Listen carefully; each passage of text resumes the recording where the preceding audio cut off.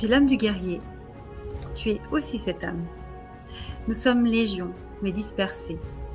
En ces temps de troubles et d'injustice, fais rayonner le pouvoir de la source de ton âme. Éclaire de ta volonté suprême l'envie de participer à l'ultime combat. Nous sommes à la croisée des chemins. Tu n'auras pas une deuxième chance d'être présent en ce qui arrive. Je tiens à te rappeler que j'ai mené les mêmes combats que toi. J'ai perdu et j'ai gagné. J'ai connu la tristesse et le bonheur. L'amour et la colère ont fait aussi partie de mon chemin. J'ai souvent pleuré et ri. Je suis tombée et je me suis relevée. Je me suis toujours tenue debout face à la tempête. Même si j'ai mis un genou à terre, je n'ai jamais mis le deuxième, parce que je ne me suis pas soumis. Et sache que dans mon ultime combat, je suis passée de l'ombre à la lumière. Magnifique texte.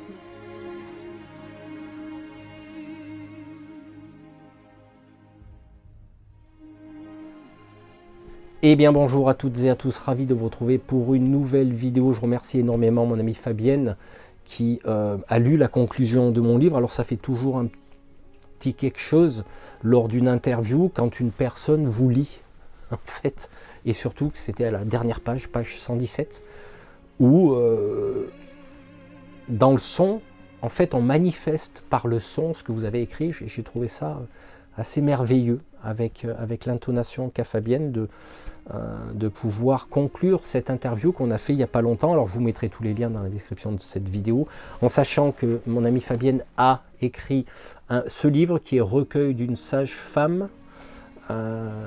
Donc ça, vous aurez toutes les infos également. Donc c'est une expérience hors du commun qu'elle a vécue, et justement je suis en train de le finir, et quelque part c'est assez, ça me parle beaucoup, hein, voilà. Donc ce voyage à la source m'a beaucoup parlé, parce que je l'ai vécu d'une certaine façon moi aussi.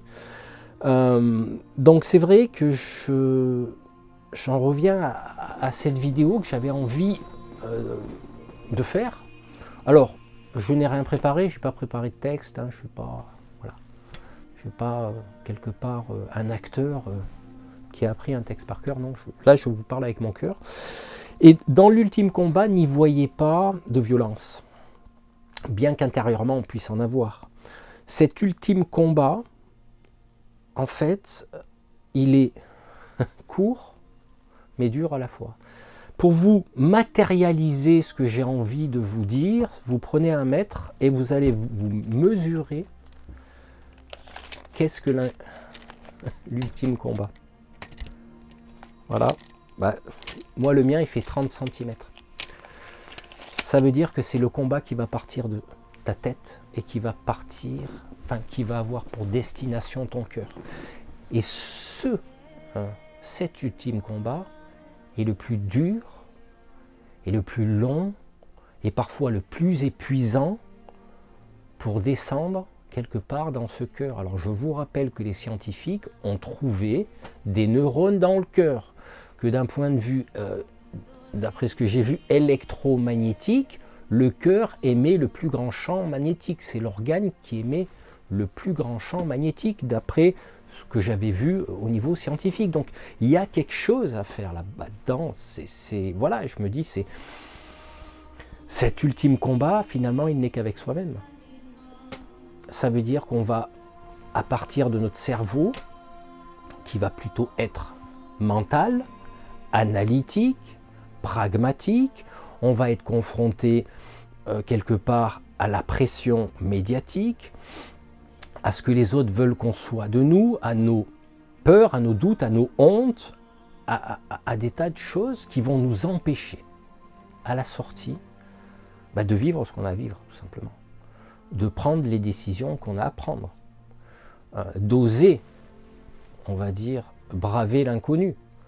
D'oser aller sur un chemin, comme je le disais dans ma dernière vidéo, que j'intitule La croisée des chemins.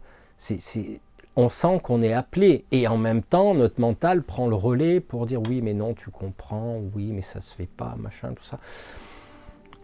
Des fois on peut aller dans un pays inconnu complètement, et finalement Je l'ai vécu, ça, je l'ai vécu. On a un peu peur, est-ce que je vais savoir me débrouiller dans la langue? Est-ce que c'est un exemple d'une croisière? Dire, si on loupe le bateau, et est-ce que je vais savoir m'exprimer? Parce que, il y a de l'anglais, il y a de l'italien, et donc déjà, je m'étais fait le scénario avant de partir, d'entrée.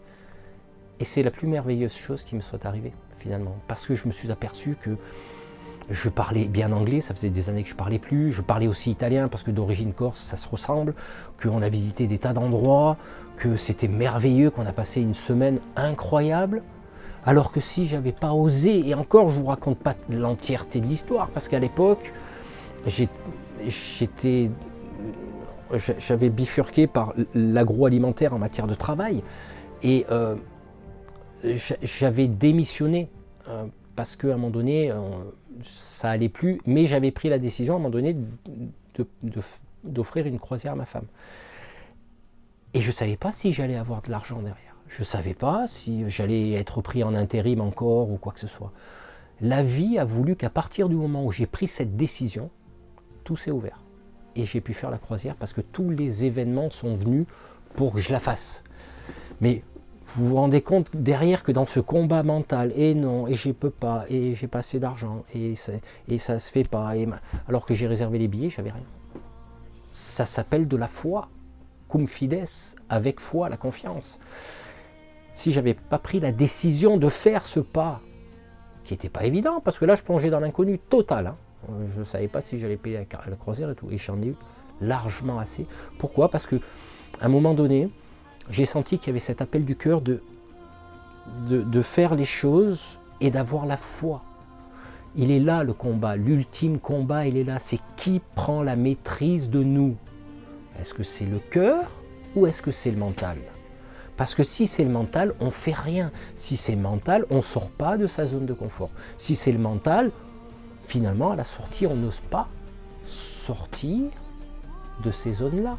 Et on va rester tout le temps, on va tourner tout le temps dans la roue du hamster.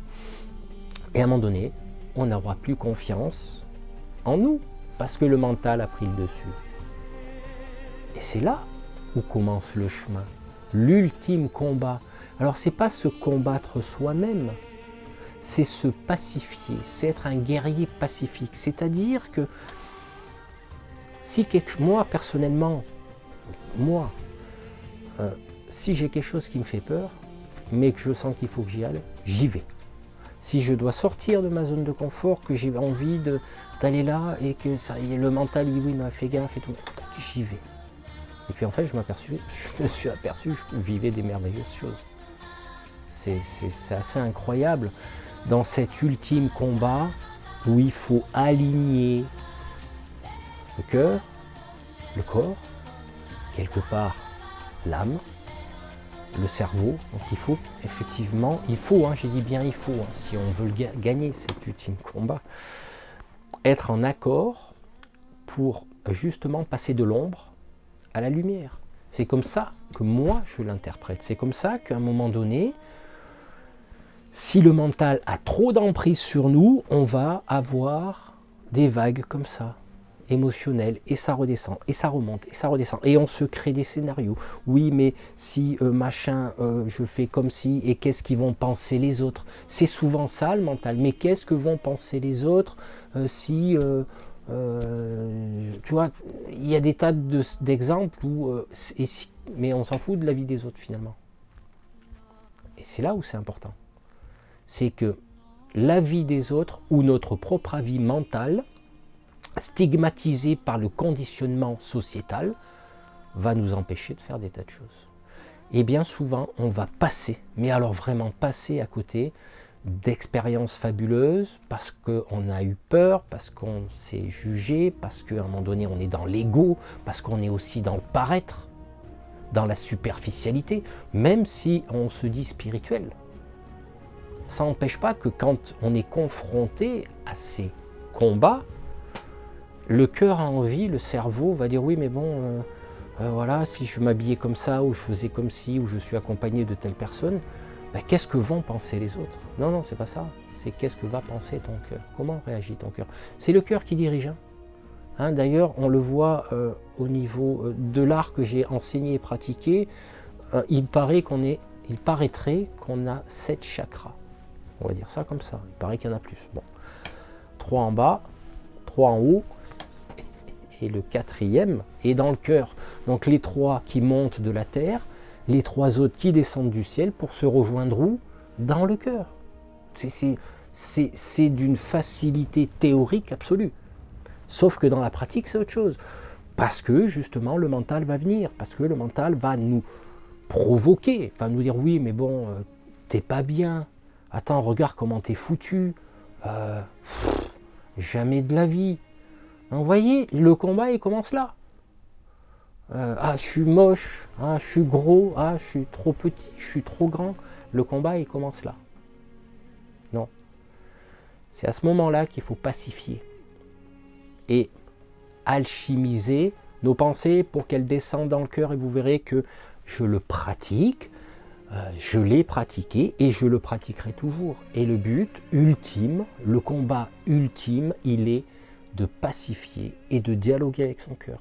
Parce que si on ne le fait pas, comme je dis, quelque part, la vie sans piment, la vie sans quelque part un petit peu de poudre magique, de choses comme ça, si on est en contact avec son cœur, la magie va couler d'elle-même.